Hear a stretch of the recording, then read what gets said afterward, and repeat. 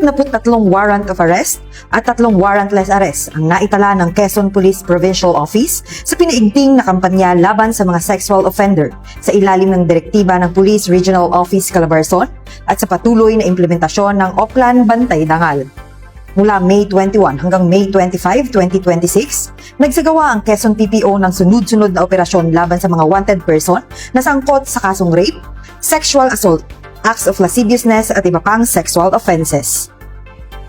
Dahil dito, matagumpay na na-serve ng mga operating units at police stations ang 43 warrant of arrest na nagresulta sa pagkaka-aresto ng 15 individual.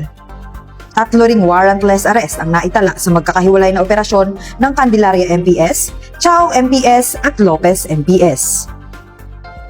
Ayon kay Police Colonel Romulo A. Albacea, Provincial Director ng Quezon PPO, patuloy pang papaigtingin ng kapulisan ang kampanya laban sa mga sexual offender upang maprotektahan ang kababaihan, kabataan at iba pang biktima ng pang-aabuso.